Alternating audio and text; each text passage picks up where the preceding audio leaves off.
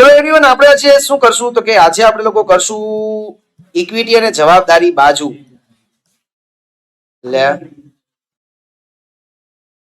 ચલો આજે આપણે લોકો ઇક્વિટી અને જવાબદારી બાજુ કરવાના છીએ. તો આ ઇક્વિટી અને જવાબદારી બાજુની અંદર મેં તમને લોકોને કીધું તમે ત્રણક ફોર્મેટ બનાવીને આવજો, જેથી કરીને તમને લોકોને આ ઇક્વિટી અને જવાબદારી બાજુ આવડી જાય માય ડિયર ફ્રેન્ડ્સ.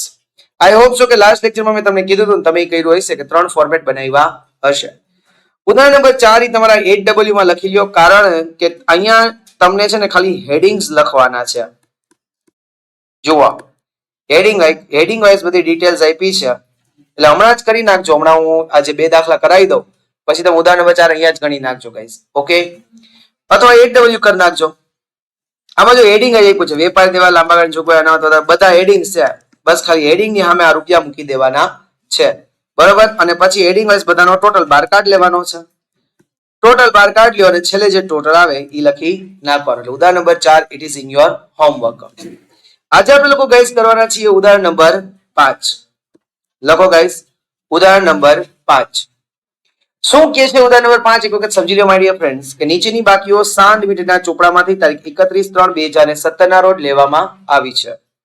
આ બાકીઓ પરથી કંપની ધારા 2013 ના પરિશિષ્ટ 3 અનુસાર પાકા શ્રેણી ઇક્વિટી અને જવાબદારી દર્શાવતું પત્રક તૈયાર કરો. એટલે અહીંયા આપણે લોકોએ તૈયાર કરવાનું છે ઇક્વિટી અને જવાબદારી દર્શાવતું પત્રક. અહીંયા કીધું કે ઇક્વિટી અને જવાબદારી દર્શાવતું પત્રક, એટલે આપણે એક જ બાજુ બનાવવાની, ઇક્વિટી અને જવાબદારી બાજુ ગાઈસ. સૌથી પહેલા તમને આપ્યું છે 26,000 ઇક્વિટી છે, દરેક રૂપિયા 10 નોટ દેવા કેટલા રૂપિયા છે? 2,60,000. તો લખો શેર મૂડીની અંદરમાં ઇક્વિટી શેર ક્યાં આવે? શેર મૂડીમાં. 26,000 ઇક્વિટી શેર, દરેક રૂપિયા 10 નોટ દેવા 2,60,000. ફ્રેન્ડ્સ, માય ડિયર ફ્રેન્ડ્સ, એના પછી આગળ 9% બેંક ઓફ બરોડાની લોન 50,000. ચલો, બેંક ઓફ બરોડામાંથી તમે લોન લીધી છે. શું કામ લોન લીધી હોય? તમે બેંક ઓફ બરોડામાંથી શું લીધી છે? લોન. તો લોન લેવાનું કારણ શું હોય? તો કે લાંબા ગાળાના ઉછીના લીધેલા નાણાં છે. તો લખો બિનચાલુ જવાબદારી અંદર પહેલું એ છે, એમાં લખજો 9%ની બેંક ઓફ બરોડાની લોન. 9%ની બેંક ઓફ બરોડાની લોન કેટલા રૂપિયા માય ડિયર ફ્રેન્ડ્સ? 50,000. 9%ની બેંક ઓફ બરોડાની લોન કેટલા રૂપિયા છે? 50,000. એના પછી સૂચિત ડિવિડન્ડ 18,000. સૂચિત ડિવિડન્ડ છે એ આપણું શું કહેવાય? યાદ કરો, મેં તમને કીધું હતું કે ચાલુ જવાબદારીની અંદર જે બીજું હતું ટૂંકા ગાળાની જોગવાઈઓ, એમાં લખવાનું છે સૂચિત ડિવિડન્ડ. ચાલુ જવાબદારીની અંદર છેલ્લે ડી છે, ટૂંકા ગાળાની જોગવાઈ, એમાં લખજો સૂચિત ડિવિડન્ડ. કેટલા રૂપિયા છે ગાઈસ? 18,000.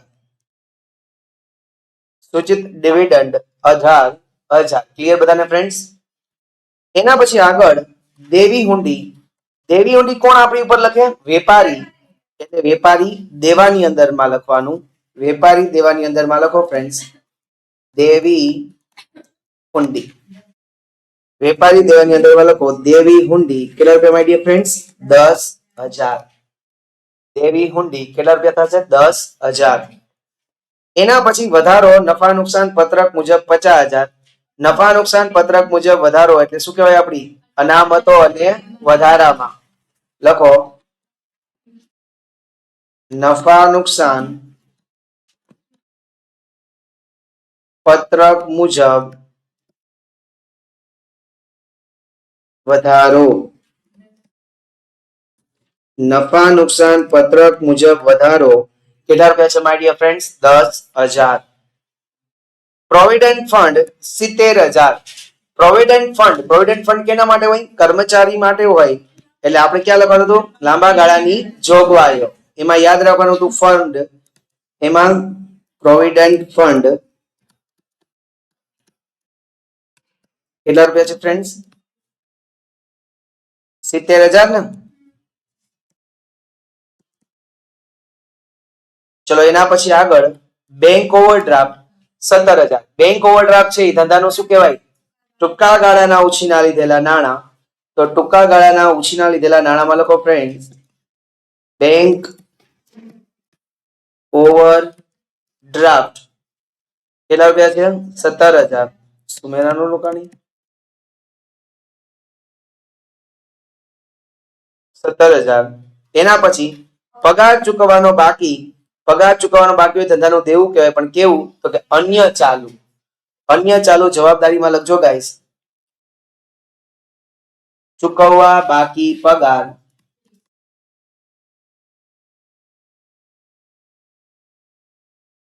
કેટલા રૂપિયા છે માય ડિયર ફ્રેન્ડ્સ? 30,000. ચૂકવવા બાકી પગાર 30,000. ક્લિયર બધાને માય ડિયર ફ્રેન્ડ્સ? આવડ્યું કે નો આવડ્યું? ઓકે, ચલો બધાનો ટોટલ કરો હેડિંગ વાઇઝ. ક્યાં છે? વધારો નફા નુકસાન પત્રક મુજબ કેટલા? 50,000. ઓકે, અહીંયા મેં 10 લખ્યા જ ને, એટલે ટોટલ બહાર કાઢો ફ્રેન્ડ્સ 3,10,000. ચલો બિન ચાલુ જવાબદારી ટોટલ 50 ને 70 1,20,000. અને ચાલુ નો ટોટલ બહાર કાઢો 17 ને 10 27 57 ને 8 65 ને 10 75. હેડિંગ વાઇઝ ટોટલ લેવાનો એટલે 3,10 પ્લસ 21 કેટલા? 5 લાખ.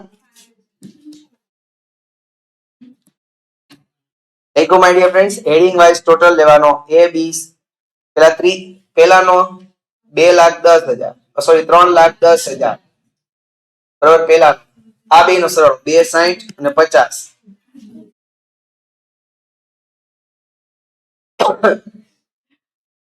પછી બીજાનો ટોટલ 50,000 ને 70,000 એટલે 1,20,000.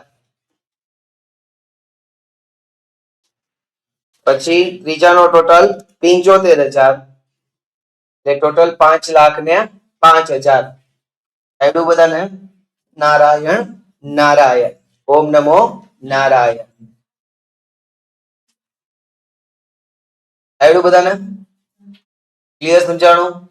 Confirm everyone? ઓકે, ચલો આઈ હોપ કે આ દાખલો બધાને આવડ્યો હશે. એના પછી આવી જાવ ફ્રેન્ડ સ્વાધ્યાયનો દાખલા નંબર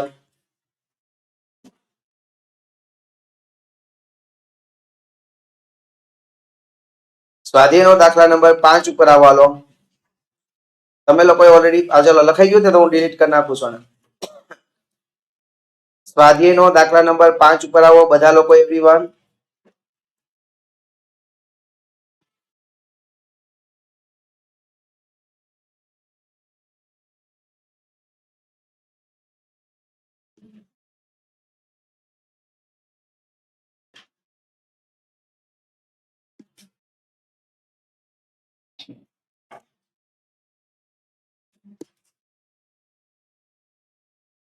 લખો સ્વાધ્યાયનો દાખલા નંબર 5.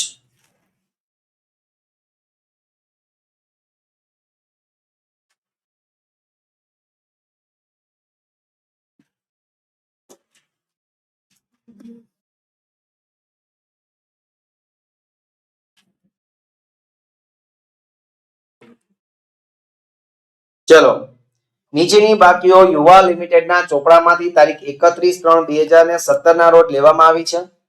આ બાકીઓ પરથી તારીખ 31/3/2017 ના રોજના પાકા સરાની ઇક્વિટી અને જવાબદારી દર્શાવતું કંપની ધારા 2013 ના પરિશિષ્ટ 3 પ્રમાણેનું પત્રક તૈયાર કરો. શું કે છે જોઈએ? 1,30,000 ઇક્વિટી શેર દરેક ₹5 નો તેવા. ચલો ઇક્વિટી શેર ક્યાં આવે? શેર મૂડીમાં. તો લખો 1,30,000 ઇક્વિટી શેર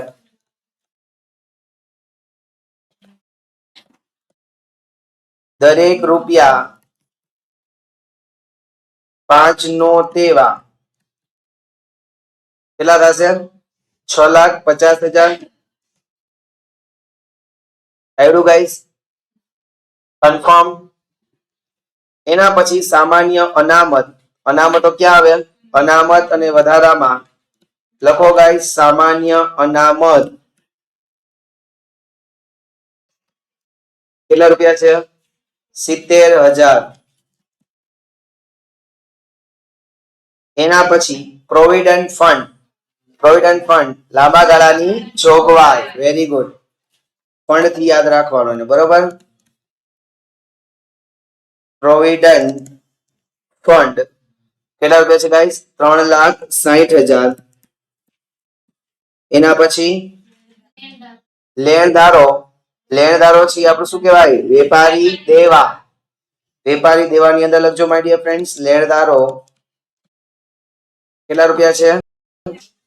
86,000. એના પછી જાહેર થાપણ. જાહેર થાપણ એટલે કે લાંબા ગાળાના ઉછીના લીધેલા નાણાં. એમાં લખો ફ્રેન્ડ્સ જાહેર થાપણ કેટલા રૂપિયા છે? 3,26,000. જાહેર થાપણ 3,26,000. એના પછી ભાડું ચૂકવવાનું બાકી કેટલા રૂપિયા છે? 13,000.